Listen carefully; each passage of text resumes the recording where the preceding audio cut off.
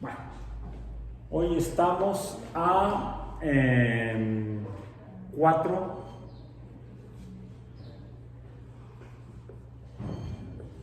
de diciembre de 2024 en física biológica. Y esta séptima semana del trimestre, 24 otoño, 24O, estamos en la semana 7, es nuestra 20ª sesión de programada de clase. Estamos en el aula de laboratorio. Y esta semana estamos revisando los conceptos relacionados con el comportamiento de la luz. El comportamiento de la luz. Formalmente en física, el estudio de la luz recibe el nombre de óptica. Ayer hicimos un recuento histórico, más o menos, sobre lo que los humanos se han preguntado y han logrado averiguar o al menos dar respuestas, algunas respuestas a lo que sería el comportamiento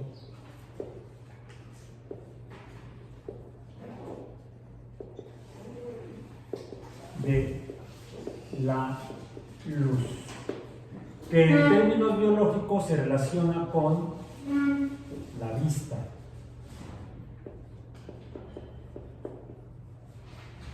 Uno de los 6 sentidos biológicos que presentan los humanos, la vista, la cual también comentamos al principio del curso que es uno de los mecanismos mediante los cuales interactuamos con el entorno. Aparentemente el principal con el que los humanos, al interactuar con el entorno, intentamos interpretar o al menos percibir qué es lo que hay en el entorno alrededor nuestro. Es más notable la vista como sentido que incluso que el tacto, por ejemplo.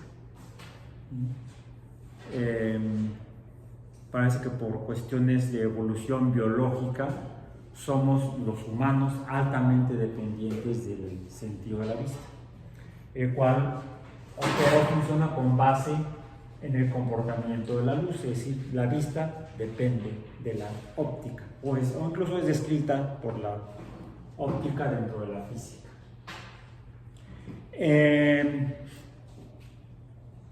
Preguntas básicas que podemos hacernos al respecto es: ¿qué es la vista? Pues es la percepción de luz. Sea la interacción de nosotros con la luz, de nuestro organismo con la luz, pero para tratar de identificar qué es lo que hay alrededor, qué hay en el entorno. Cierren los ojos. Cierren los ojos. ¿Pueden decir qué hay alrededor de ustedes? Cerrando los ojos, todos. ¿Pueden decir qué hay alrededor de ustedes? No. No. Otros sentidos son menos afectables cuando se interrumpe el medio a través del cual la luz interactúa con nuestros sistemas de percepción e interpretación del entorno. Por ejemplo, la semana pasada revisamos los fenómenos periódicos, dentro de los cuales nos referimos a el sonido. El sonido es un fenómeno periódico. Y ese lo percibimos mediante el sentido de el oído, ¿no? El oído. ¿Qué puse oído? ¿Por qué puse oído? No sé. Porque quizás estoy medio jodido. Ese no. Oído. El oído en física, vamos a decir, funciona con base en el comportamiento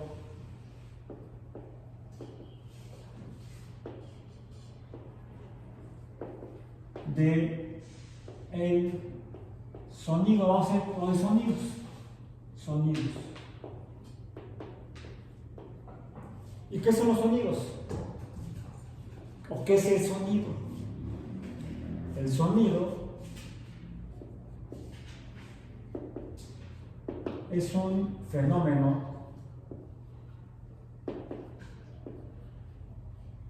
periódico. ¿Sí? ¿Estamos de acuerdo? O confírmenme o refútenme. ¿Por qué podemos decir que el sonido es un fenómeno periódico? ¿O estoy contando cuentos? Porque tiene una frecuencia. Hicieron hace 8 días una actividad relacionada con el sonido. De hecho, sobre sonido. ¿Qué material pidieron en el laboratorio? Parecido al que pidieron hoy. O sea, revisen qué material pidieron hoy. ¿Ya pidieron su material? No. Bueno, en lo que vamos revisando, los que ya pidieron y ya tienen el material, revisen qué material pidieron. ¿Sí traen bata, verdad? Sí. Ok, bueno, váyanse la poniendo.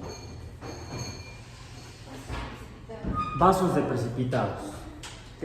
¿Todos son iguales? No. Son diferentes. ¿En qué? En tamaño, vamos a decir. ¿Sí? Son de diferentes capacidades o volúmenes. En esa ocasión pidieron de 30, 50, 100, 150, 250, sin matarse por favor, mililitros. La semana pasada, hace 8 días, pidieron de 30, 50, 100 y 150 mililitros. Ahora pidieron uno más grande, ¿sí, verdad? Uno de 250 mililitros. ¿Y qué fue lo que hicieron la semana pasada con esos vasos de precipitados? A ver, ¿qué hicieron con ellos? ¿Qué les hicieron? ¿Les pusieron algo? No.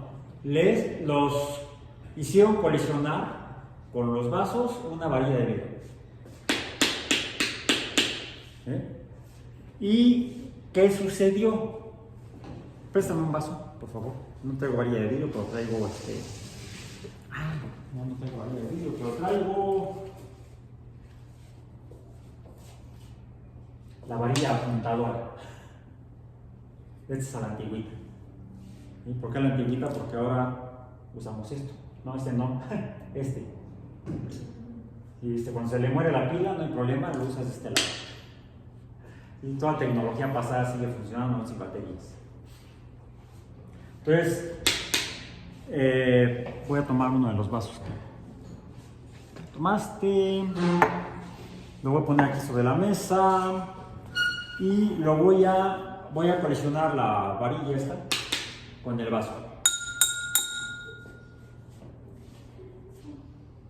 Voy a tomar el que sigue, se fue el de 250 mililitros.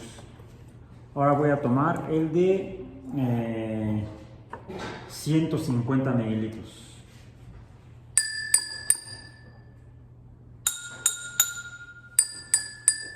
¿Son diferentes? Sí, ¿verdad? Es más, escuchen bien.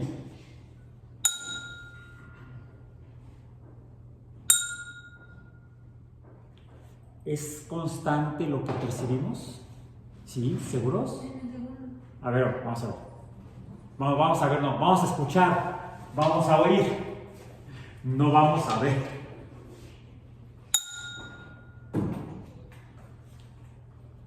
Fíjense bien cómo es el sonido. ¿Suena siempre igual?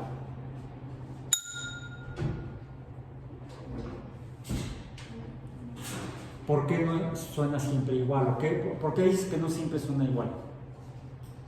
Porque pues se va como reduciendo el volumen. Como se va, primero suena mucho y luego suena menos. ¿Sí? ¿Por qué suena cuando lo golpeo?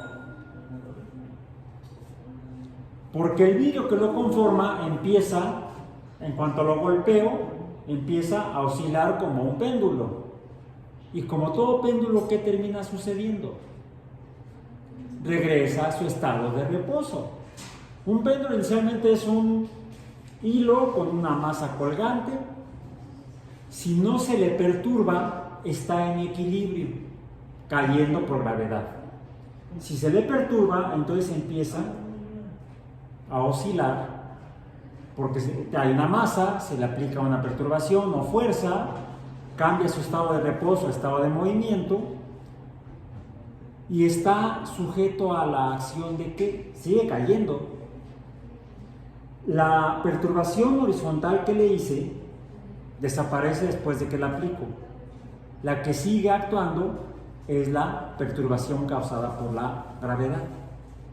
Entonces lo hace caer y al no mantenerse la perturbación horizontal termina en la posición original vertical cayendo. En sentido horizontal está en reposo, no tiene movimiento horizontal. Entonces a esta sería la posición en equilibrio. Lo perturbo, primero oscila mucho y luego va oscilando cada vez menos. Va moviéndose periódicamente de un lado a otro, por eso es un fenómeno periódico, va y viene, atravesando la posición de equilibrio. En el caso del péndulo, que es un hilo que cuelga con una masa, cuando hay una fuerza, aquí estaría en equilibrio. Cuando le aplico una fuerza perpendicular a la dirección del hilo, aquí tenemos F subíndice G, que apunta para abajo, ¿sí? Está cayendo. En sentido horizontal está en reposo hasta que le aplico una F subíndice X horizontal y entonces este va a empezar a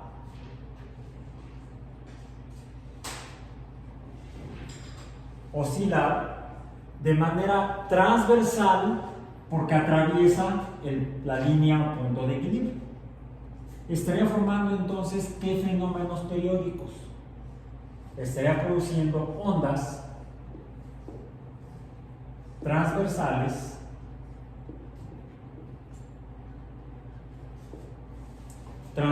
porque atraviesan en X, pero en X no, al contrario, en el eje de Y, ¿sí? Atraviesa Y.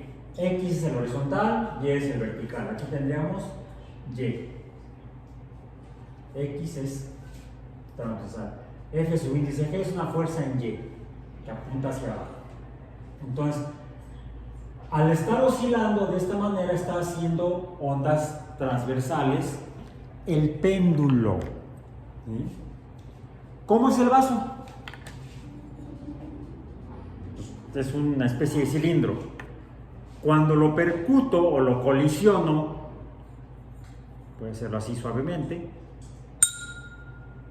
es un poco menos, suena un poco menos porque está sobre mi mano y mi mano no es rígida como la mesa, por muy huesuda que sea, no la mesa sino mi mano, pero tengo algo de tejido blando, músculo, semisólido, y entonces se fijan que suena diferente cuando lo pongo sobre mi mano a cuando está sobre la mesa.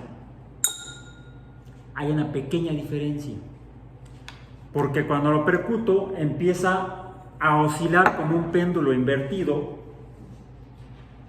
la pared del vaso al mismo tiempo que está oscilando. Entonces al estar en contacto con mi mano estaría pasando parte del movimiento al músculo de mi mano. Sí es imperceptible con nuestros sentidos naturales, pero sí está sucediendo. En la mesa no, la mesa como es un sólido, casi como el vidrio, al percutirlo prácticamente no hay transferencia de movimiento de la oscilación del vidrio a la mesa. Por eso es que la oscilación es más completa en la pared del vidrio cuando está sobre la mesa y lo percuto. ¿Y qué sucede cuando lo golpeo o colisiono? Le llamo percusión, percuto. Por eso los tambores que se tocan con baquetas, por ejemplo, y otros instrumentos, se llaman instrumentos de percusión, porque se golpean, se percuten, se colisionan. La baqueta, no traje las baquetas, traje nada más esto. Si lo golpeo, entonces, ¿cómo suena? Suena así porque empieza a oscilar como péndulo invertido. ¿Y por qué lo oigo? A ver, voy a golpear el apuntador, se llama, tipo péndulo. Escuchen. ¿Escuchan algo?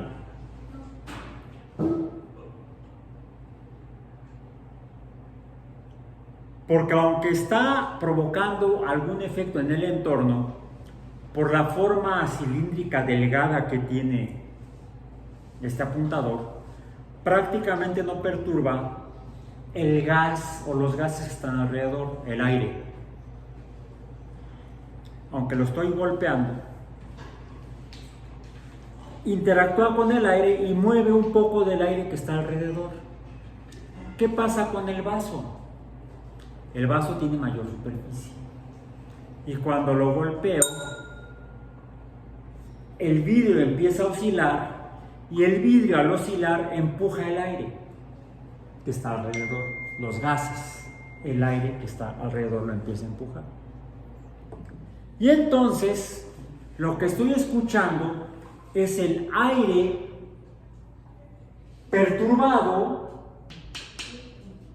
por la fuerza que ejerce el vidrio contra los gases de la atmósfera que están alrededor de él.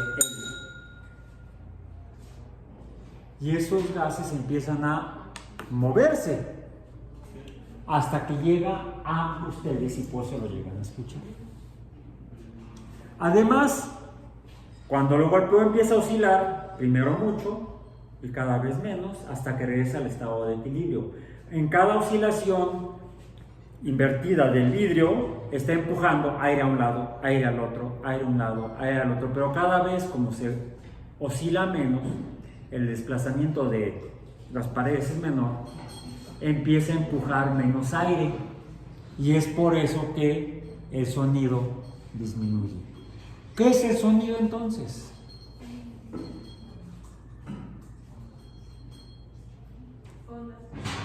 No, todavía no. A ver, hay aire alrededor del vaso. Golpeo el vaso y ¿qué es lo que hace la superficie de las paredes del vaso? Empieza a oscilar y empieza a empujar el aire. ¿Qué es el sonido? Movimiento de aire. Es movimiento de aire. Ahora, el aire tiene masa. Masa en movimiento, fuerza. De hecho,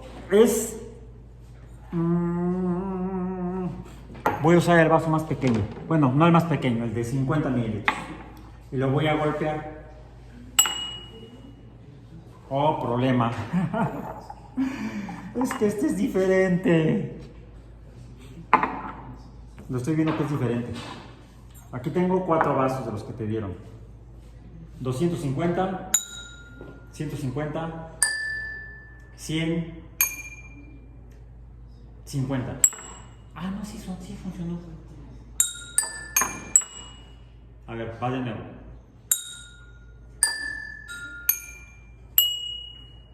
Es diferente este, lo voy a tener que dejar a un lado.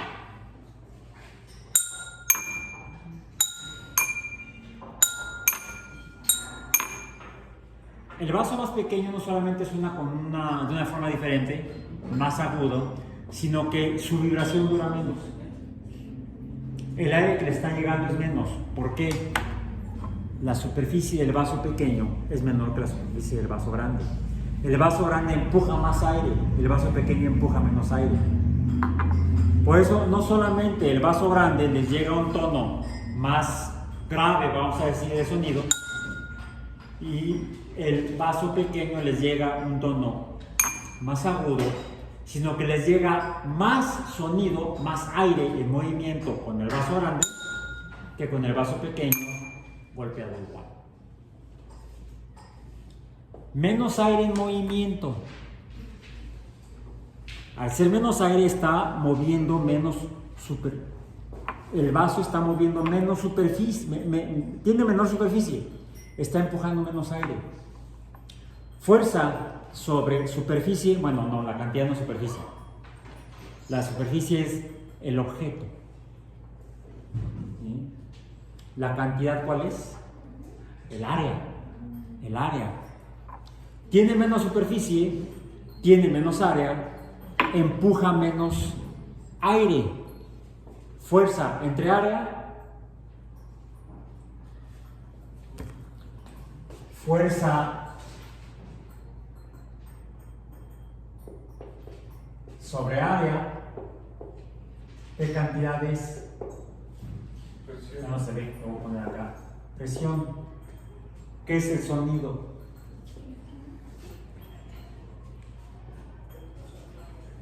Es presión. El sonido es presión. Es aire empujado. Y sí, la diferencia es entre los vasos grandes y pequeños es el tono, que tiene que ver con qué tan rápido está oscilando como péndulo invertido las paredes del vaso. ¿Sí? ¿Cuál oscila más rápido? ¿El vaso grande o el vaso pequeño? El pequeño. El vaso pequeño. El vaso pequeño. El vaso pequeño. Vamos a poner el vaso pequeño así. Pequeño.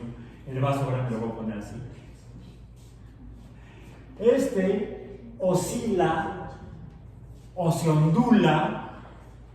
La oscilación es una especie de ondulación, forma ondas transversales. Las ondas del vaso pequeño o las oscilaciones son más entre unidad de tiempo. Es mayor la frecuencia.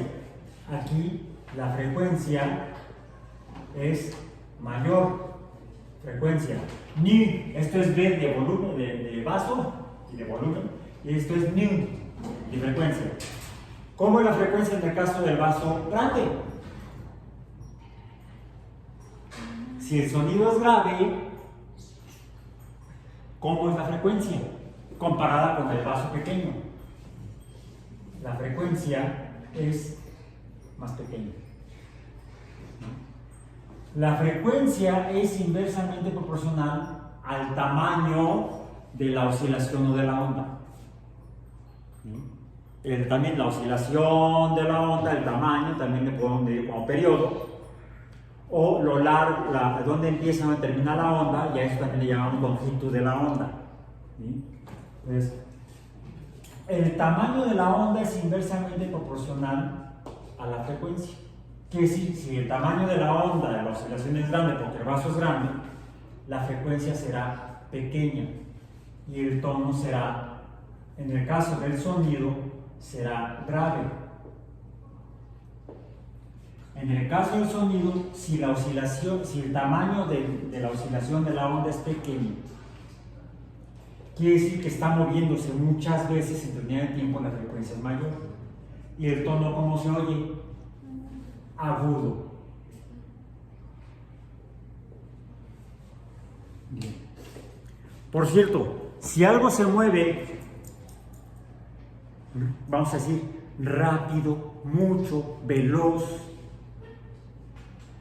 ¿cómo es comparado con cuando se mueve a menor velocidad? ¿Cuándo nos referimos, por ejemplo, a fuerza por distancia? Trabajo.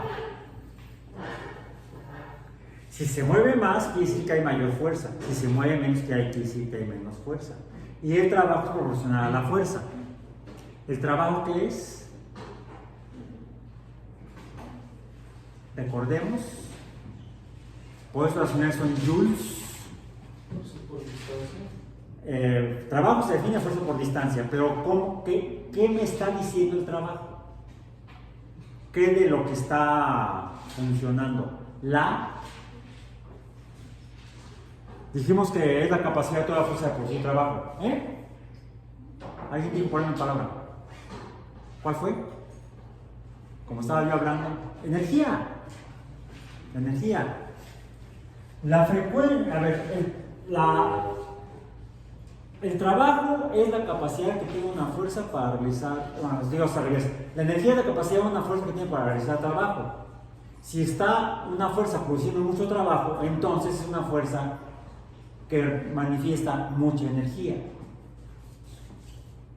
Lo que vemos es entonces que las ondas, los fenómenos periódicos, contienen energía y fue algo que revisamos al final de las ondas. De hecho, había dos tipos de energía, más bien dos fuentes de energía en las ondas, sobre todo muy visible en las transversales. Una era qué tanto sube y qué tanto baja la onda. Mientras más sube y más baja, pues más se está moviendo, la distancia es mayor, fuerza por distancia es trabajo, el trabajo será mayor, la energía de una onda que sube mucho y que baja mucho será grande. La energía de una onda que sube poco y baja poco será pequeña. A esa subida y bajada la medimos mediante la amplitud de la onda transversal. Entonces hay una energía en la amplitud de las ondas transversales. Hay una energía en la amplitud. ¿Sí? Mucha amplitud, mucha energía de amplitud. Baja amplitud, ondas chaparras, vamos a decir, poca energía en la amplitud. Pero hay otra energía en la frecuencia, porque la frecuencia finalmente es movimiento también. Se mueve mucho, entonces hay mucha energía. La energía en las ondas, en la variable frecuencia, es proporcional a la frecuencia. Una onda de frecuencia grande tiene más energía que una onda de frecuencia pequeña. Pues tenemos energía en la amplitud, en las ondas y en la frecuencia. ¿En cuál de estos vasos, cuando los golpeamos, los percutimos, los colisionamos, hay más energía? ¿En el vaso grande o en el vaso pequeño? Depende de cuál de las dos. Porque se mueve más en amplitud el vaso grande, porque tiene mayor superficie que el vaso pequeño. Pero en frecuencia es mayor la energía del vaso pequeño que la del vaso grande.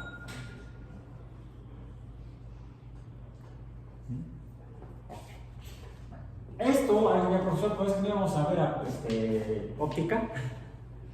Estamos hablando de acústica y vamos a ver óptica. Sí, ¿no? Hablamos de sonido, vemos luz. Bueno, ahorita vamos a ver, vamos a entender por qué estoy diciendo las cosas así. Esto es fenómeno periódico, sonido, son oscilaciones, son ondas. Cuando oscila una superficie como la pared de un vaso, porque fue golpeado, entonces empuja el aire y el aire sería entonces materia en movimiento, como es el vaso cuando está oscilando. ¿Cómo se mueve el vaso? Ya dijimos, como si fuera un péndulo, invertido porque está para arriba. Cuando es campana, entonces sería un péndulo colgante. ¿Sí? Un péndulo normal, vamos a decir, colgante. Las ondas, entonces, que producen los péndulos en movimiento son ondas transversales. Como cuando tomé el resorte y lo moví de un lado para otro. Si el sonido es movimiento de aire y es producido por un objeto oscilante y está empujando el aire, pues por eso entonces el aire también está vibrando, se está moviendo. Pero ¿cómo son las ondas de sonido? Si las pudiéramos ver, ¿cómo se verían? De hecho hay alguna manera en la que se pueden llegar a ver, pero tienen que ser sonidos muy de mucha amplitud, o sea, ondas muy grandes, de amplitud grande, más que la frecuencia. Por ejemplo, se pueden ver porque modifican el aire de modo que tienen efecto óptico. Y entonces se pueden ver las ondas de sonido, como en algunas explosiones. En algunas explosiones. Hay un episodio hubo una serie de televisión muy buena cuando Discovery Channel era bueno. Ahora nada son extraterrestres y brujas y fantasmas. ¿Sí? Pues, es más, no sé si todavía existe Discovery Channel. Bueno, existió. ¿No? Y hubo una serie que duró, creo que como 10 temporadas, no sé, un montón. Duró varios años. Se llamaba, el título original en inglés era Mythbusters. ¿Lo han escuchado? ¿Sí? Los Mythbusters, incluso si lo anunciaban en español. Serían los... también hubo una película más vieja, todavía es ochentera, porque la serie de los Mythbusters es de principios de este siglo, del siglo XXI, más o menos. Recuerdo porque, creo que es de la primera o segunda década de este siglo, porque era presidente de los Estados Unidos Barack Obama. Y Barack Obama llegó a la presidencia en 2008, ¿sí? Porque salió hasta en un capítulo en un episodio de los Mythbusters salió Barack Obama, el presidente de los Estados Unidos. No, hubo una película ochentera, ha habido algunos remakes. Se le llama esa película, la que me estoy acordando ahorita, Ghostbusters. ¿Sí? Algo así va el tema de la película. Al cual, por cierto, el compositor lo demandaron por plagio. Eso sería tema de otra charla de la semana pasada, porque fue música acústica.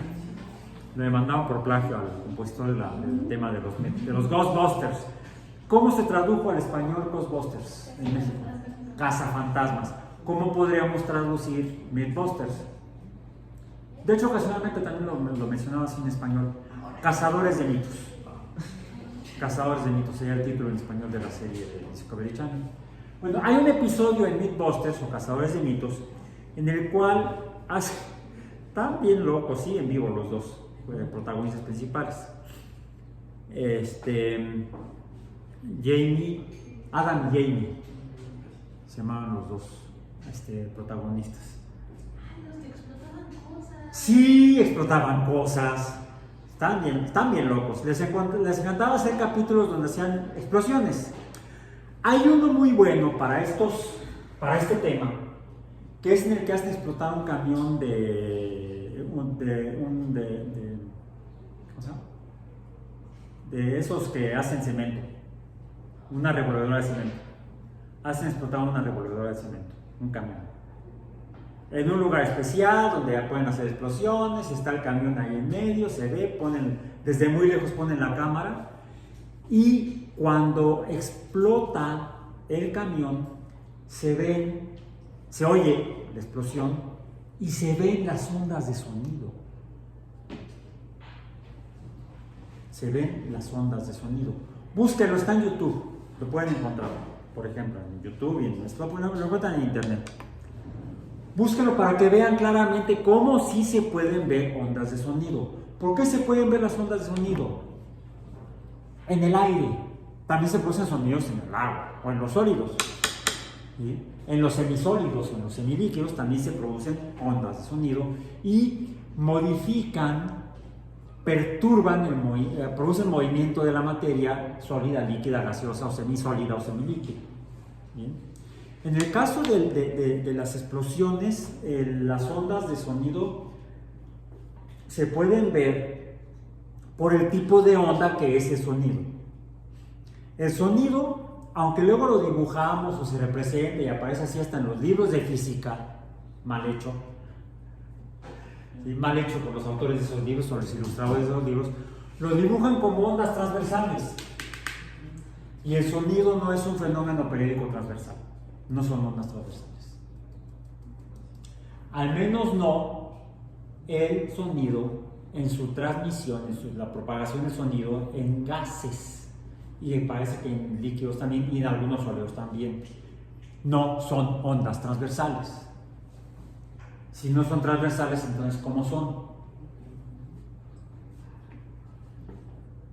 Cuando vimos el resorte, las ondas que se producen en el Slinky, ¿qué tipos de ondas vimos? Vimos ondas transversales. ¿Y cuáles otras? Las longitudinales. El sonido formalmente son ondas longitudinales. Sí, son esas que si las dibujáramos se verían así.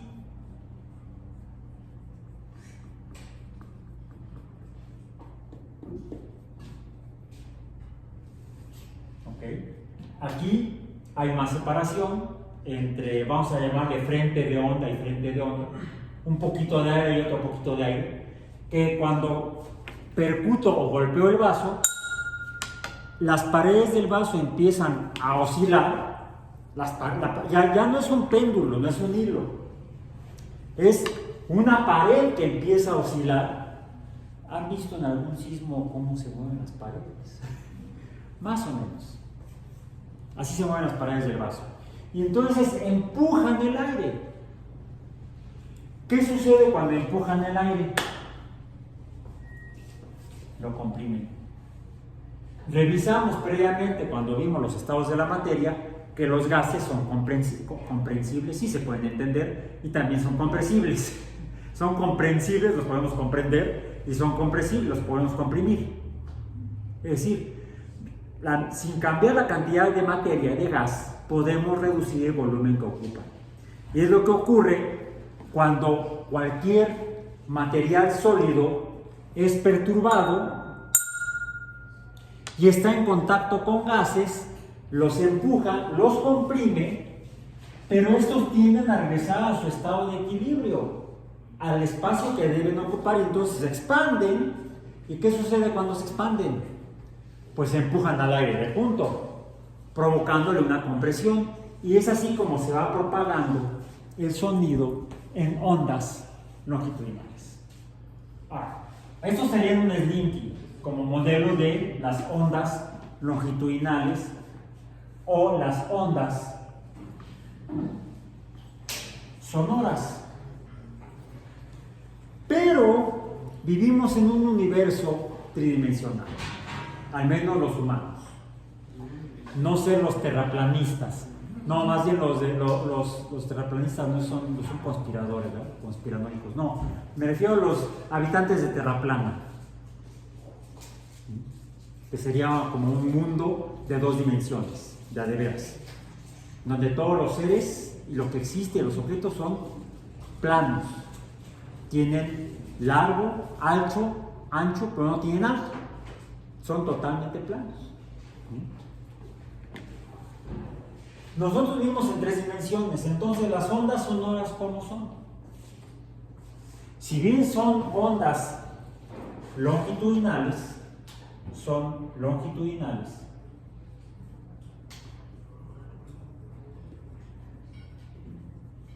se propagan en las tres dimensiones. ¿Y cuál es la forma idónea en las tres dimensiones? La esfera. En una esfera podemos ubicar el centro de la esfera y desde el centro la superficie que conforma la esfera tiene magnitudes iguales en todas direcciones, no solamente en X, en Y y en Z, sino en cualquier punto intermedio, en cualquier dirección intermedia. La distancia o radio al perímetro de la esfera es el mismo, si no, no serían esferas. Serían huevos, no sé, por ejemplo, los huevos, bueno, en alguna ocasión que compré huevos me salió un huevo esférico, huevo de gallina, porque los huevos de algunos reptiles sí son esféricos, como los de las tortugas. Los de los cocodrilos no, los cocodrilos son ovoides. Entonces, si el espacio es tridimensional y tenemos una producción de un sonido, una onda longitudinal en un objeto, realmente ¿cómo se está propagando la onda longitudinal? ¿En una sola línea? A ver, díganme quién de ustedes escucha el vaso cuando lo percuto. ¿Lo escuchas? Y estás a la derecha del vaso. ¿Lo escuchas? Y estás a la izquierda del vaso. ¿Lo escuchas? Y estás enfrente del vaso. Hazme un favor, súbete a la mesa.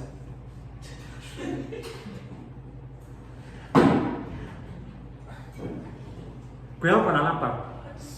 ¿Sí? Hazte un poquito hacia la orilla de la mesa, pero de este lado, hacia mi derecha, hacia ahí. A ver, mejor este. ¿Lo escuchas? ¿Y dónde está? ¿Está a la derecha? No. ¿Está al frente? Más o menos. ¿Está a la izquierda también? Está en un punto en X, Y, Z, ahí. Y el sonido viajó del bajo hasta acá. Puedes bajar. ¿De qué manera se propagan las ondas de sonido? Aún las longitudinales. ¿Como líneas? ¿O en qué tipo de espacio? Tridimensional. ¿Y de qué manera? ¿En forma de un cilindro? ¿En forma de un cubo? No. ¿Cómo se llama la línea que separa el centro de la esfera del perímetro de la esfera?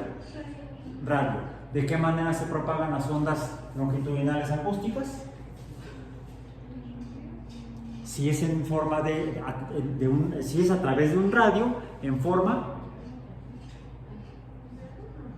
¿cómo le llamarían? Si tiene que ver con radio, no esférico, no exactamente. No, sí, de la superficie, pero del punto de origen al perímetro de la esfera es el radio. Por eso le llamamos en forma radial. Del punto de donde se lleva a cabo la perturbación de la materia, en los gases y en los líquidos se propaga de manera radial. En los sólidos depende de la forma del sólido. Depende de la forma del sólido. En un sólido idóneo que fuera asimétrico sería radial también. Eso habría sido de la semana pasada, pues estamos en la semana presente. Ok. Entonces hemos revisado, por ejemplo, la frecuencia es proporcional a la energía y es inversamente proporcional al tamaño del objeto que produce la onda. ¿Sí? Las ondas, en este caso, pueden ser transversales, en el caso del acústico son lineales, pero se propagan de manera radial del punto de origen de la perturbación acústica o sonido, del fenómeno acústico, en forma radial en el espacio tridimensional. Ok. Regresemos a nuestro tema. Te regreso tus vasos. Bueno, los que te prestaron. Ahí están.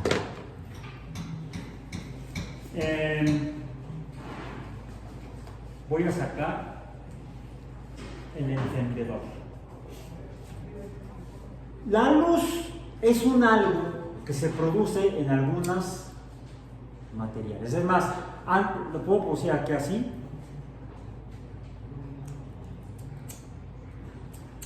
Antes de que se vea la flama, ¿qué se ve? Las chispas, se ven las chispas y están emitiendo luz. ¿Sí? Si además de salir el gas, se va a producir la flama. ¿La ves? La luz. ¿Ves la luz? Bueno, si te subías a la mesa también ves la luz. No te voy a hacer que se vea. Todos pueden ver la luz de la flama. ¿De qué manera se propaga la luz? En todas las direcciones, en un espacio tridimensional, sería esférico, sería un movimiento con esa forma radial. A las fuentes de luz, ayer mencioné que les podíamos llamar lámparas, también les podemos decir emisores de radiación luminosa. ¿Por qué radiación? Porque la luz se emite en forma radial. Para arriba, para abajo, derecha, izquierda, adelante, atrás. En forma de una esfera del centro de la fuente de luz hacia el exterior en un espacio inicialmente esférico. Sin embargo, ayer estábamos viendo que lo mencionó Galileo en su texto del el mensajero sideral, donde describe cómo hace su anteojo, su telescopio. Él habla de algo que llaman la doctrina de las refracciones. Y definimos lo que es la refracción. La refracción, ¿qué dijimos que era? Desviación de luz que está en función de, ¿qué dijimos? De la diferencia de densidades, vamos a escribirlo ahora así, pero también del ángulo con el que ahí me quedó como un ojito. No, no es un ojo. ¿Dónde dejé el borrador? Acá está. Un ojo dibujado con todo y pestañas, no.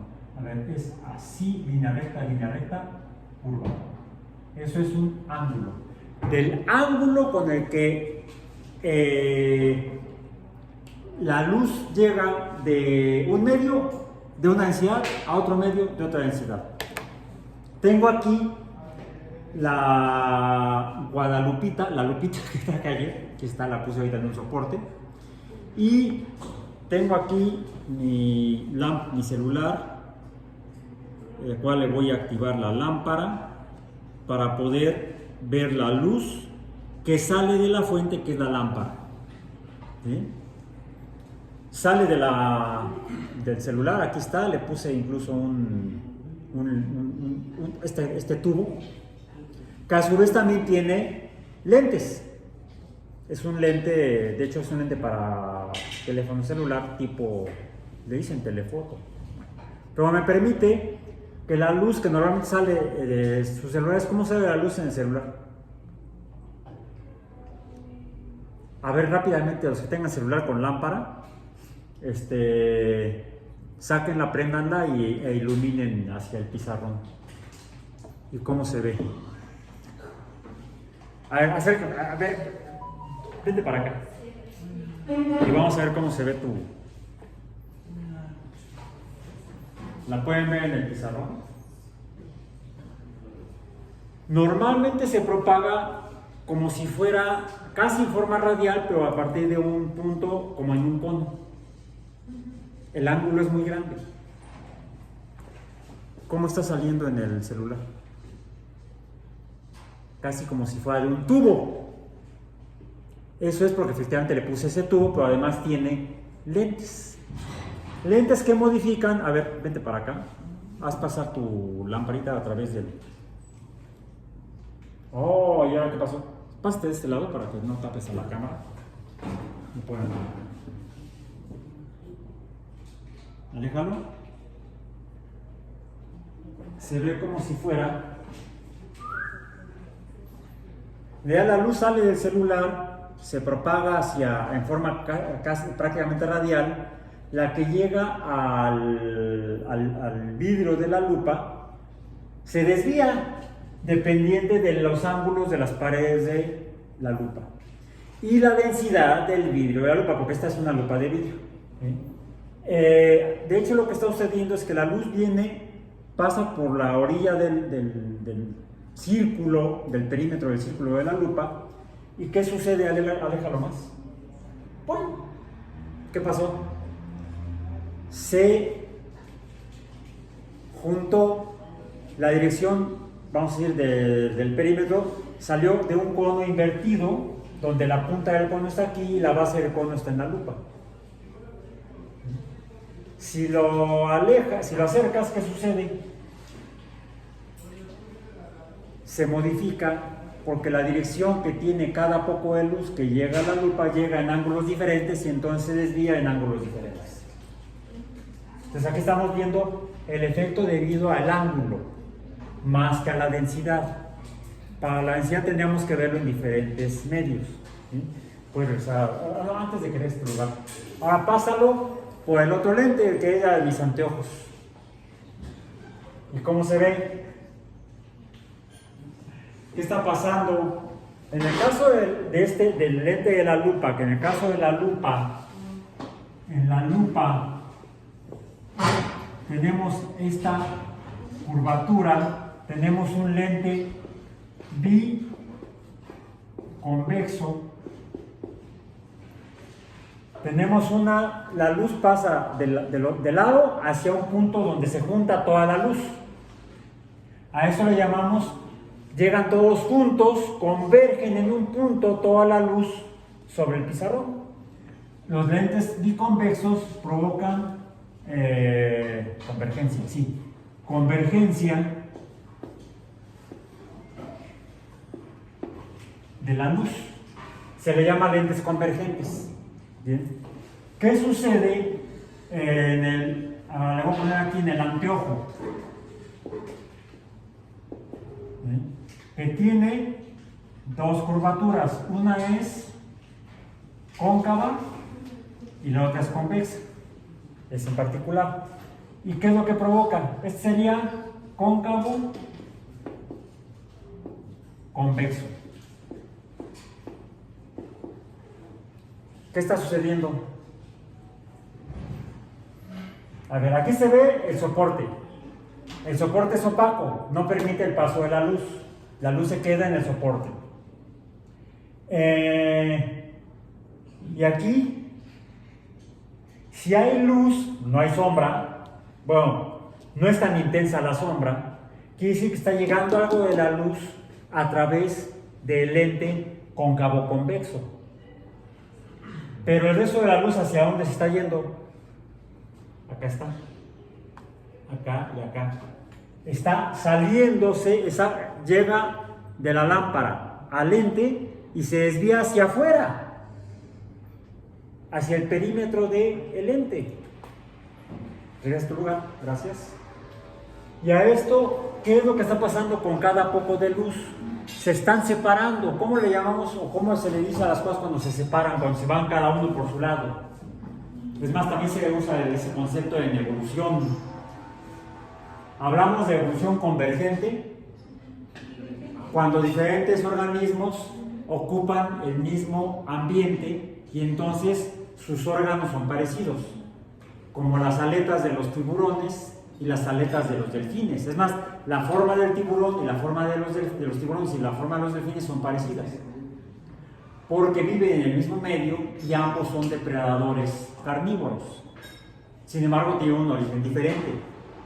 Vienen de orígenes diferentes, pero tienen una misma forma. Le llamamos evolución convergente. Cuando parten de un organismo común y se diferencian, ¿qué tipo de evolución es? Divergente. Bueno, en el caso de la luz, cuando pasa a través de un lente y esta luz se separa, entonces le llamamos a los lentes que provocan eso como los cóncavo convexos o los bicóncavos, también sucede con lentes bicóncavos, le llamamos lentes divergentes.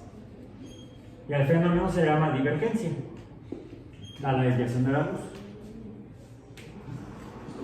Entonces, la refracción puede provocar convergencia o divergencia dependiendo de la forma de las superficies y por lo tanto los ángulos de las superficies de los lentes. Esa sería la refracción. ¿Sí? Aquí vamos a ver. Miren, aquí está en el caso de la... ¿Qué es lo que está haciendo el tubo en mi celular? Lo que tiene este tubo tiene varios lentes y son convergentes. Por eso se ve el perímetro de la luz. Si no, se iría hacia afuera. Lo alejo y no varía mucho. Cuando hago pasar la luz a través de la lente biconvexa, también se concentra ahí. Y lo que estoy viendo es que esta lámpara, además este celular no tiene una lámpara, tiene dos. La lámpara son dos lámparas. Son dos LEDs, dos diodos emisores de luz. ¿Y qué sucede aquí? En el lente también está la sombra y se está viendo alrededor la luz divergente, ¿sí? La luz que se va separando. Bueno, eso es refracción. Es un fenómeno de la luz. Ahora, otra cosa que vimos en las ondas sonoras en el Slinky, que fue cuando lo golpeé y luego vimos que rebotó. ¿Cómo le llamamos a ese fenómeno en el caso del Slinky? cuando rebotaba la onda longitudinal. Revisen su apunte de la semana pasada. Cuando le pegué al resorte y rebotó en mi mano y la onda se regresó. ¿Cómo? Reflexión. Las ondas sonoras se pueden reflejar, presentan reflexión. ¿Cómo se llama el fenómeno de la reflexión acústica? Eco. Eco, eco, eco. El eco es un claro ejemplo de la reflexión de las ondas sonoras. Percutimos, hacemos un sonido, viajan las ondas sonoras de forma longitudinal, llegan a alguna otra superficie y rebotan y regresan, pero solamente las podemos percibir cuando la distancia es relativamente grande, porque estas perturbaciones, vimos, son desplazamiento de materia y eso toma tiempo. Las ondas sonoras viajan a través de la materia, se transmiten, pero les toma tiempo. Es lo que llamaríamos la rapidez del sonido, la rapidez de las ondas acústicas o sonoras, que varía dependiendo del material a través del cual se está produciendo la onda. En el caso de los gases, como están separados, la transmisión o la velocidad de la onda es menor que si fuera en el líquido, o en medios líquidos o en medios sólidos. En los medios sólidos, las ondas acústicas se transmiten a mayor velocidad. Hagan la prueba, pongan la oreja sobre la mesa y pídanle a su compañero que esté en el lado de la mesa que le pegue a la mesa. Hagan el experimento ahorita. No, pero no sé, vente para acá y aquí le pegas a la mesa, no te compañero. Tú pega la oreja en la mesa y vente para acá y golpea la mesa.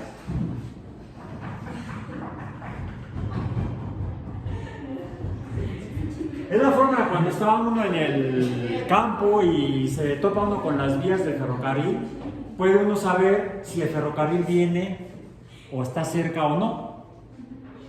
Pegas la oreja en la vía y escuchas si hay algún sonido de que producirían las ruedas cuando están rodando sobre las vías del ferrocarril. Entonces, si oyes un sonido en la vía, retírate de ahí lo más pronto posible.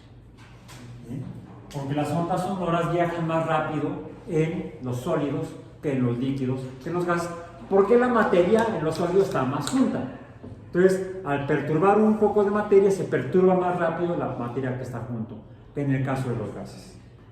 En el caso de los gases, las ondas sonoras longitudinales viajan a una velocidad, le llamamos la velocidad del sonido, la V subíndice S, tendría que ser vectorial para ser velocidad, tiene un valor de en kilómetros entre segundo, sí, creo que son kilómetros, no, metros entre segundo, creo que son, déjenme ver si me estoy, mejor googleenlo, ¿cuál es la velocidad? Creo que son 1600 kilómetros entre hora, la velocidad de sonido, según yo son, no 1600, no, son 1236 o 34 kilómetros entre hora. Pero, si no, corríjanme. ¿Cuál es la velocidad del sonido? En el aire atmosférico terrestre. A una temperatura de 20 grados centígrados es de 3.482 metros por segundo. Unidades, metros entre segundo. Sí. Multiplícalo por 3.6. Toma el dato o saca la calculadora o saca el ábaco o los dedos. ¿Un momento entre qué? No, por 3.6. Es la forma rápida de pasar de metros entre segundo a kilómetros entre hora. Son 12.355.2. 12.000. No, son 1230 y... Ah, sí, es que me pasé. Te falló ahí, te falló el punto decimal. Sí. ¿Ven? 1235 Sí. me falló en las unidades. Sí. Es que además es muy fácil recordarlo. ¿Cuáles dígitos son? 1, 2, 3, 4, bueno, no es 4, es 5. ¿Sí? 1, 2, 3, 5. 1235 kilómetros entre hora es la velocidad del sonido. ¿Sí? En física formalmente debemos usarlo en metros entre segundo, pero es más fácil de recordar kilómetros entre hora. ¿Cómo pasamos de kilómetros entre hora a metros entre segundo? Dividimos entre 3.6. ¿Sí? Sí, para pasar de metros entre segundo a kilómetros entre hora, multiplicamos por 3.6. Si queremos pasar de kilómetros entre hora a metros entre segundo, dividimos entre 3.6. Hacemos la operación inversa. Eso es porque lo memoricé después de mucho tiempo y después de que me explicaron el por qué. ¿Por qué multiplicar o dividir por 3.6? A ver, si son 200 cuántos, 300 cuántos metros entre segundo. ¿300 qué? La velocidad. 340 metros entre segundo. Si son 340 metros entre segundo, ¿cuántos serían en un minuto? Hay que multiplicarlo por 60. Si son esos en un minuto, ¿cuántos son en una hora? Hay que volver a multiplicarlo por 60. 60 por 60 te da 3600. Pero vas a pasar de metros a kilómetros, entonces tienes que dividir entre 1000 y te queda 3.6. Ese es el porqué. No es dogma de fe. Sale de expresarlo de metros a kilómetros y de segundos a horas. O viceversa. Bueno, ok. Sigamos para terminar esto y que puedan hacer su actividad experimental ustedes mismos con sus manitas. Bien, bueno. Ok.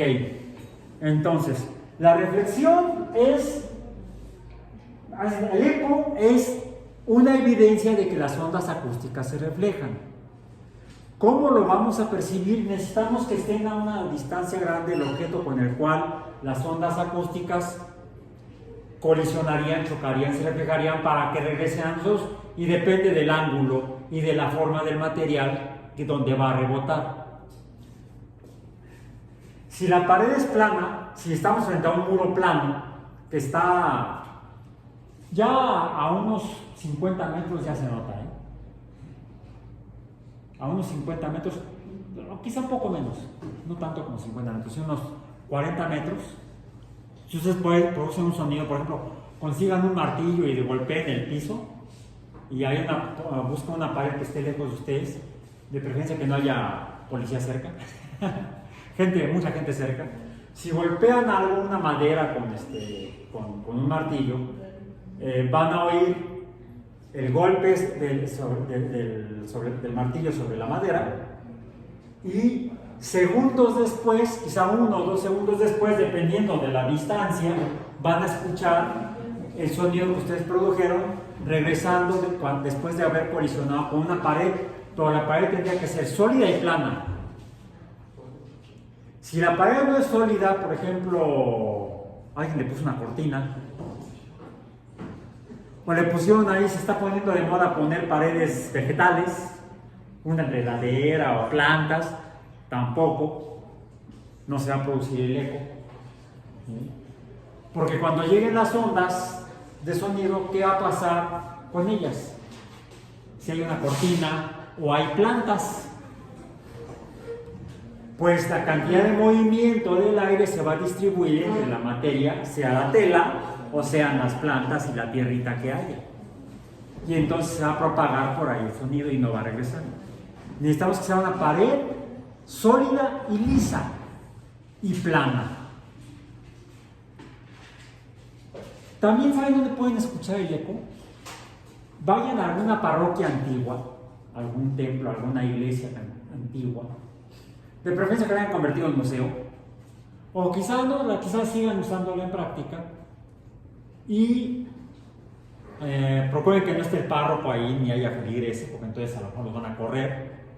Si llegan platicando como lo hacen luego afuera de los salones, bla, bla, bla, bla, bla, y van a escuchar, si lo hacen a la entrada en el atrio del templo, de la parroquia, van a escuchar que del fondo donde está el altar va a llegar su propio sonido.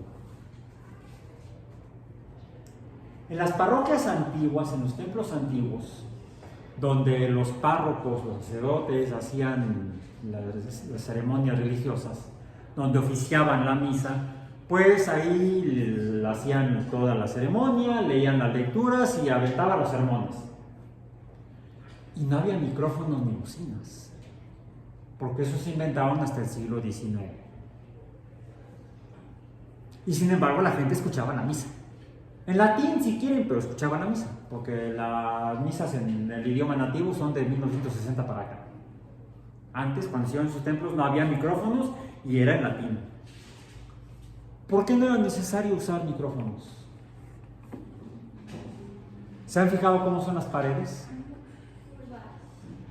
Curvas.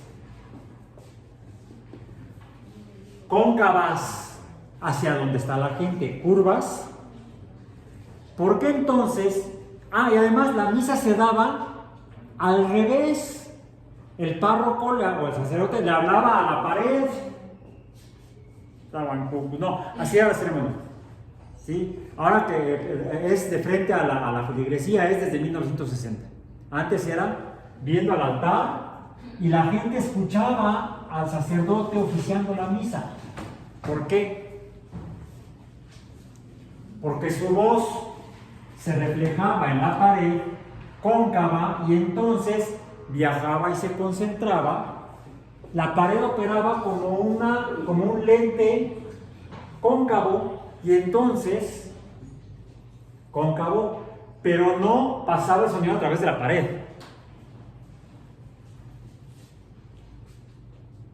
No pasaba el sonido a través de la pared. ¿Qué hacía? Rebotaba y se concentraba. No lo traje, se me olvidó, lo voy a traer mañana a clase.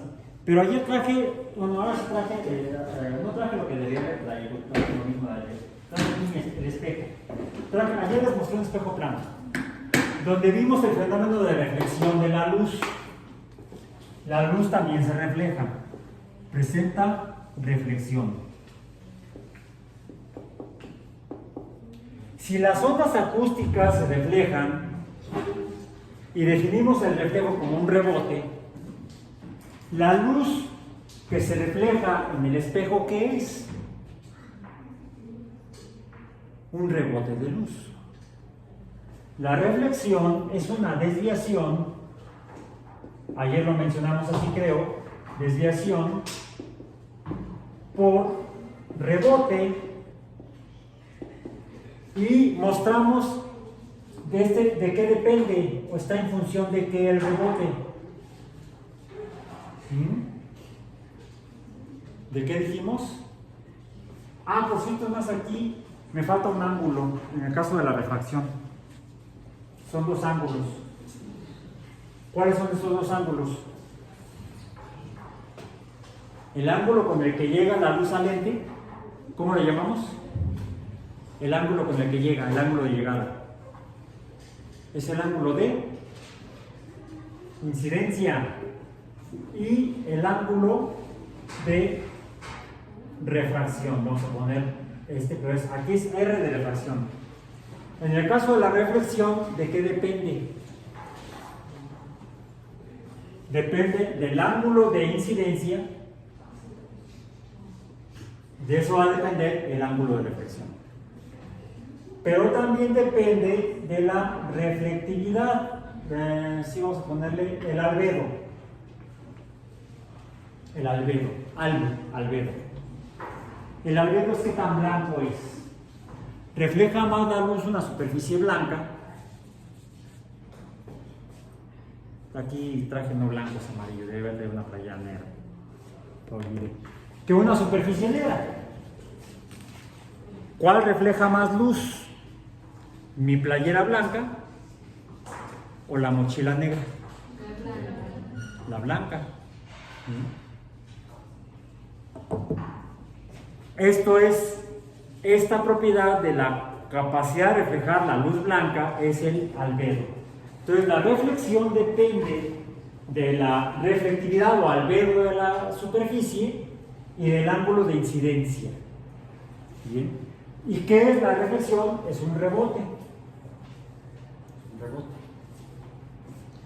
Dijimos entonces que la luz se refleja como rebote y depende de la superficie, depende del ángulo de la superficie. En las parroquias, en los templos antiguos podemos verlo en las paredes. Hay paredes que están diseñadas para que se refleje el sonido, típicamente donde está el altar. Son paredes cóncavas. Pero entonces en la reflexión vamos a tener el fenómeno opuesto al de la refracción. Una superficie cóncava, vamos, si viaja el sonido, viaja así, y la superficie es plana, lo que tenemos es un eco normal. Bien, si la superficie es cóncava, la desviación, ¿cómo va a ser? Convergente. Esto es en el caso de la reflexión, aquí es convergente en las paredes cóncavas o en las superficies cóncavas, y las superficies convexas, ¿cómo será la reflexión?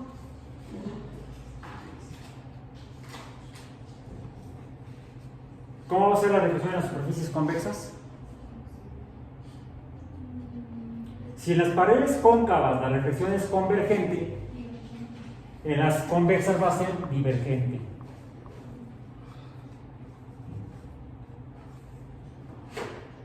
Entonces de eso va a depender cómo se reflejen las cosas, cómo se va a desviar la luz. Depende entonces del ángulo de incidencia. Pum, pasa. Bueno. Ahora, la pregunta, ¿qué es la luz? ¿Tenemos alguna posible respuesta? A ver, si el sonido son ondas y se reflejan, por cierto, también se absorben, también se desvían dependiendo de la densidad del medio. Como ya lo vimos, se mueven diferentes sólidos que en el aire, que en gases, ¿no? El sonido se oye diferente. Es más, ahorita hagamos otra experiencia. Pon la oreja. Y tú háblale a la mesa. No necesites lo que ¿escuchaste? Sí, háganlo. Háganlo en parejas. Alguien ponga la oreja en la mesa y alguien más le habla a la mesa.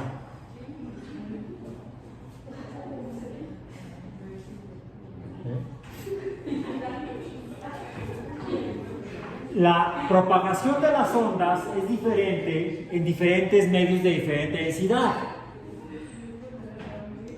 Es de esperar que si pase de un medio de una densidad a un medio de densidad diferente, las ondas se perturben en su propagación, quizás hasta en su dirección. Entonces, las ondas acústicas también se refractan, presentan refracción. Si las ondas, fenómenos periódicos, se reflejan y se refractan, la luz que es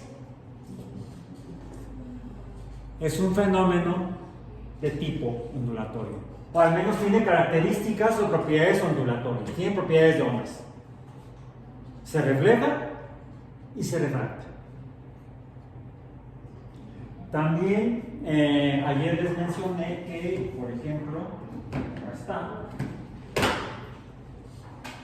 Traigo aquí los portaobjetos. Ayer les mostré nada más un portaobjetos, pero aquí tengo todo el montón de portaobjetos de la cajita esta que ya se está desbaratando porque no los uso para microscopía, sino los uso para la clase de física.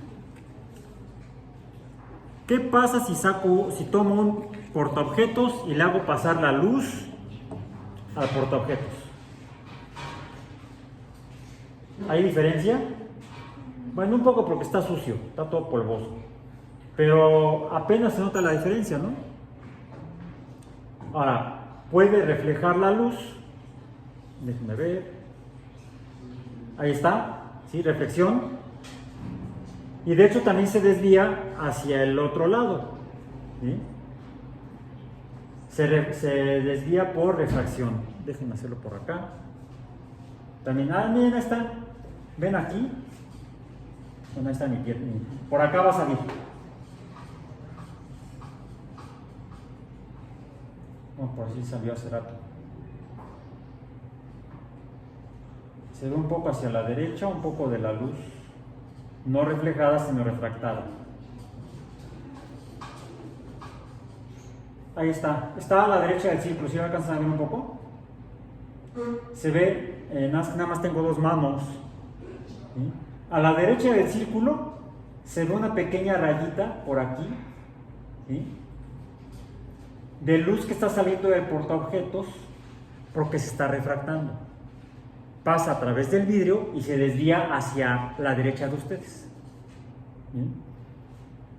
Eso porque el vidrio es más denso que el aire. Pasó, pero vamos, en cuanto a lo que es la luz que pasa o transmitida, ayer la mencionamos así, usamos la letra T para toda la transmisión, es mucha. ¿Qué sucede si en lugar de usar un portaobjetos, tomo varios portaobjetos, con cuidado porque luego estos les da por gravitar? Ya tomé varios. Están, ¿sí? Y hago pasar la luz a través de él. ¿Y ahora qué está pasando? Que pasa menos luz, ¿no? Se ve la sombra como en el caso del lente divergente, ¿sí? El lente cóncavo convexo. Pero aquí no es porque esté provocando divergencia, porque son planas las paredes. No hay desviación por el ángulo. ¿Qué es lo que está sucediendo? ¿Por qué llega menos luz al pizarrón? Porque la luz está quedando en el vidrio. Está siendo absorbida por el vidrio. Si aumento la cantidad de portaobjetos, aumento la cantidad de vidrio que tiene que atravesar la luz.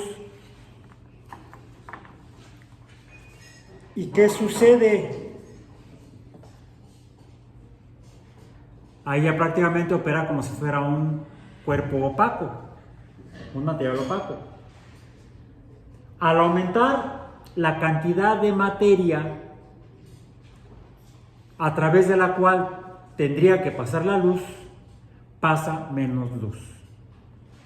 ¿Por qué no pasa? Porque se está quedando en el vidrio, se está quedando el material. No es porque esté realmente un cuerpo opaco, en el sentido que inicialmente no deja pasar la luz, sino que la está absorbiendo. Tenemos entonces otro fenómeno que ayer mencionamos de la luz. Tenemos hasta ahorita dos fenómenos escritos aquí: refracción, reflexión, y esto que vimos ahorita, ¿qué fue? Absorción. Bueno, de hecho fueron dos. La luz que pasa le llamamos transmisión. La luz que pasa, la luz transmitida, y la absorción es la luz que no pasa. La transmisión la representamos con la letra T, la absorción la representamos con la letra A. Y la absorción se puede definir o cuantificar fácilmente porque es proporcional a la concentración de materia, C, por la distancia que ocupa la materia. Mientras más sea la distancia que tenga que atravesar la luz, más luz será absorbida. A eso le llamamos L de longitud, la longitud que tiene que atravesar la luz, y una cantidad a la que vamos a llamar, es la letra epsilon, que depende de las propiedades de la materia. Se llama coeficiente de absorción. Coeficiente de absorción. Y depende de la composición de la materia. Cada sustancia en el universo tiene un coeficiente de absorción diferente para cada tipo de luz. Entonces, tendríamos estas propiedades de la luz. Se refracta, se refleja, se transmite y se absorbe. Como las ondas de sonido que se reflejan, se refractan, ya lo vimos en la mesa, se transmiten a través del aire y también se absorben. Me oyen igual cuando hablo a través de la tela de la bata que cuando pongo la tela de la bata enfrente. Esa era la bronca cuando usaba uno cubrebocas durante la pandemia. Yo no escuchaba nada. De por sí ando soreco, ya por mi edad. ¿Sí? Y luego la gente hablando a través del cubrebocas. Perdón. Ni modo. Estábamos en pandemia. ¿Sí? Entonces, la materia también absorbe las ondas acústicas, ondas de sonido, las ondas mecánicas. Más pruebas de que la luz son ondas. Y para terminar, ayer se los mostré. Tengo aquí el prisma, un sólido, un vidrio sólido, transparente, permite el paso de la luz. Ahí estamos viendo cómo a su izquierda ven acá una luz. Esa es por reflexión, porque estoy apuntando la lámpara de mi celular a la pared plana más grande del prisma, y entonces la luz entra por una pared, se refleja en la pared plana grande y sale por el otro lado, y entonces esta luz que se ve aquí junto a mí. Esta luz es por reflexión. En la parte interna del vidrio se está reflejando la luz de la lámpara. Otra parte se está desviando porque pasa del aire al vidrio, al aire otra vez, y esa es la que está del lado derecho, esa luz circular que está del lado derecho. Pero además tiene otras características que pueden ver, que ayer vieron más o menos en el salón. ¿Se ve la luz blanca como la luz de aquí del lado izquierdo? Se ven otros colores. De izquierda a derecha se ve un poco violeta, se ve azul. Luego no se alcanza a ver, pero también hay un verde ahí. Luego hay rojo. No, antes amarillo, anaranjado y rojo. Amarillo, anaranjado y rojo.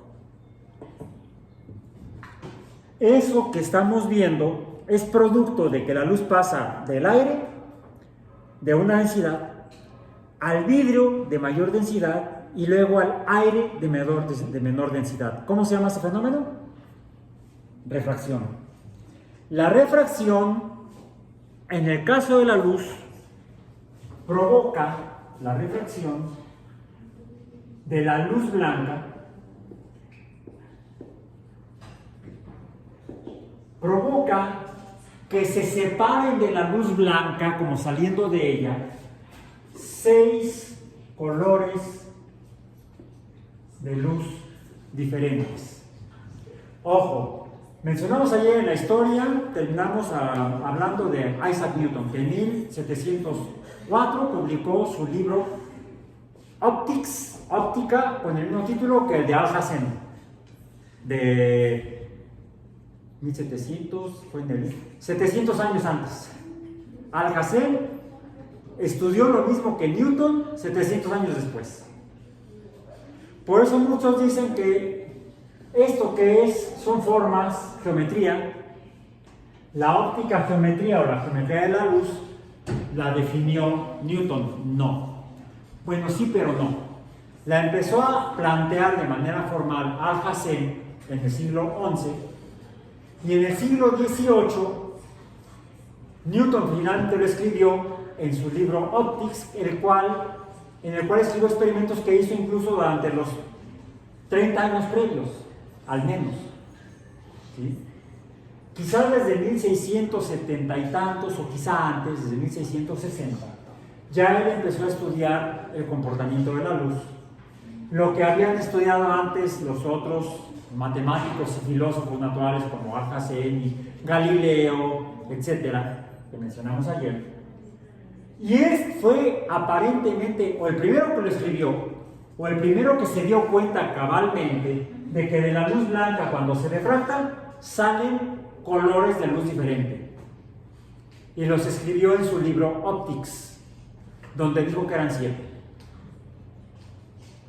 Bueno, describe primero el rojo que vimos aquí a la derecha. Rojo. Junto al rojo observa anaranjado. No naranja. Estaba estudiando la luz, no las frutas. No estaba estudiando naranjas. Anaranjado. Junto al anaranjado vio el amarillo.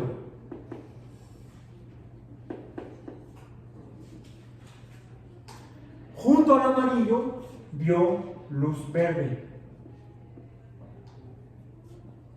Junto al verde vio luz azul. Y después del azul, él describe otro color de luz al que él llama índigo. Y después del índigo menciona al violeta. En inglés serían red, orange, como las naranjas, yellow, green, blue, no recuerdo cómo se dice índigo en inglés, y violet. ¿Bien? Pero hay dos objeciones que pongo yo a lo descrito por Newton en cuanto a la óptica. Y ya vamos a aprender la luz para acabar la parte del rollo para que hagan ustedes su actividad, que es breve afortunadamente. ¿Cuál es mi objeción a lo descrito por Newton? Mi objeción es que Newton quizás estaba prejuiciado por algunas actividades que él hacía y con base en las cuales él tenía ciertas creencias. ¿Quién prende la luz de ahí que está atrás de la campana gris? Junto a la puerta, atrás de la campana, ahí están los apagadores. Newton observó, además de hacer matemáticas, estudiar el movimiento de los astros, ser astrónomo, bueno, astrónomos ya no era astrólogo, era astrónomo, era matemático, astrónomo, también estudió el movimiento de las cosas, mecánica, habría sido físico, pero la física no existía como tal entonces. Era también teólogo, de hecho escribió más de teología que de ciencia. Pero también estudiaba, se preguntaba a él, la naturaleza de la materia.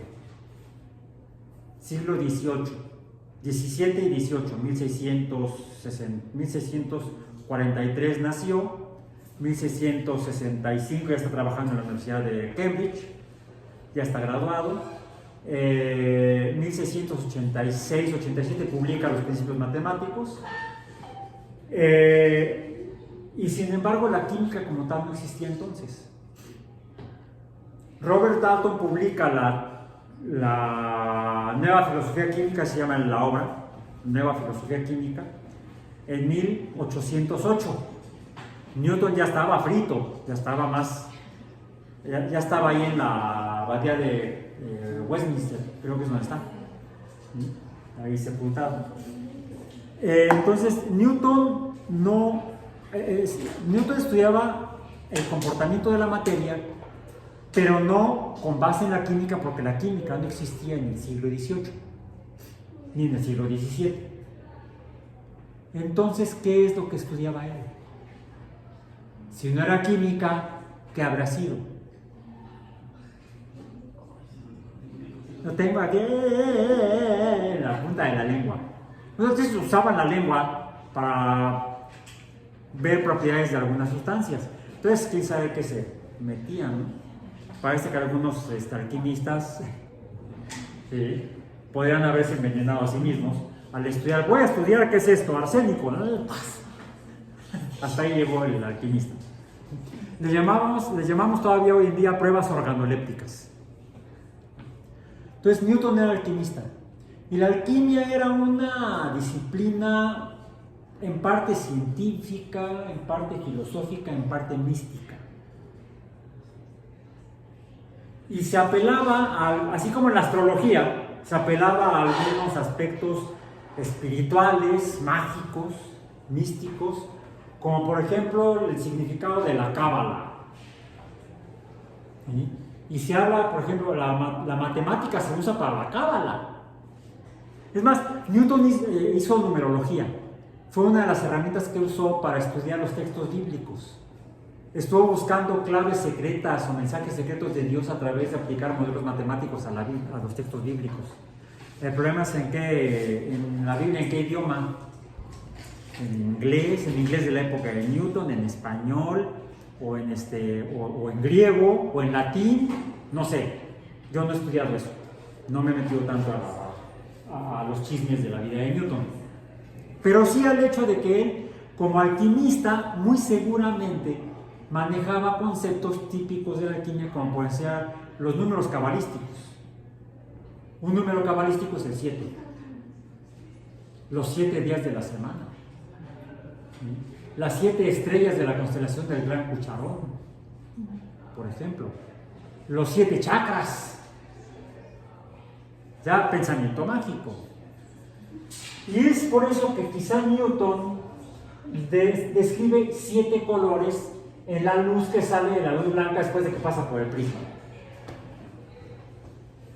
Además, como era teólogo, él dice, eso salió de adentro de la luz blanca. Es como el espíritu de la luz, el alma de la luz. ¿Qué otro nombre podemos usar? El fantasma de la luz. ¿Cuál otro? La conciencia de la luz. Otro sinónimo de espíritu, fantasma, espectro. El espectro de la luz. Bueno, le seguimos llamando espectro, pero ya no lo asumimos como un espíritu o fantasma. Así, el espectro de la luz blanca se puede definir usando solamente 6 colores sin apelar al índigo. ¿Por qué digo que no necesitamos el índigo? Es más, el índigo me contamina, me complica el modelo, un modelo más simple para la luz blanca. Porque el índigo se encuentra entre el azul y el violeta.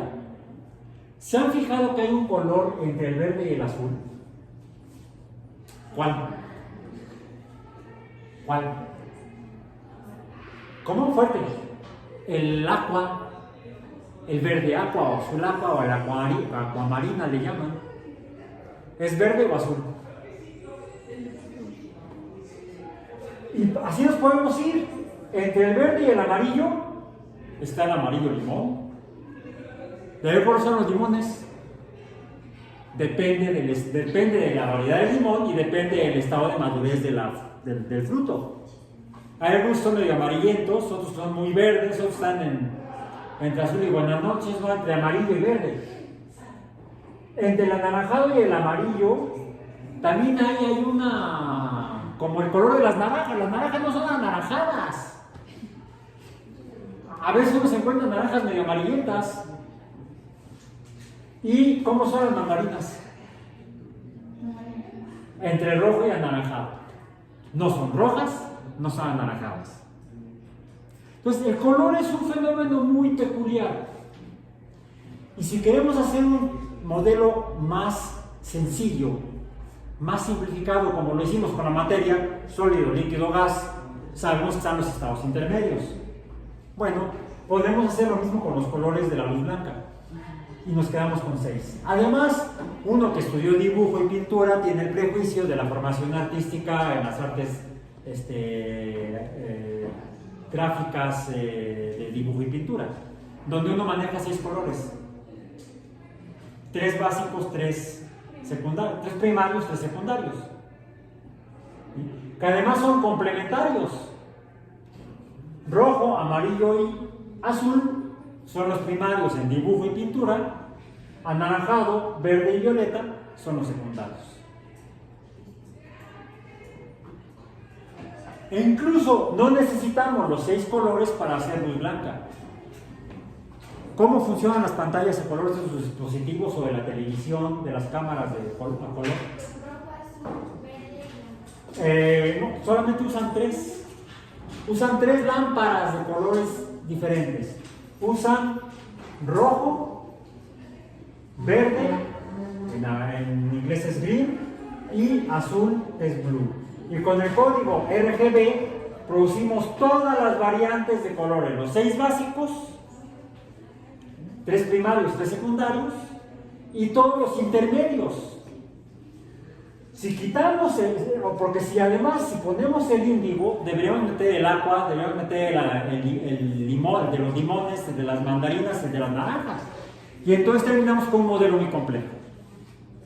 El modelo más simple que nos explica el comportamiento de la luz blanca es el rojo, anaranjado, amarillo, verde, azul y violeta, o 6 colores. Y con eso terminamos la parte de mi rollo de hoy y pasamos a la parte experimental de hoy. Rápidamente les explico.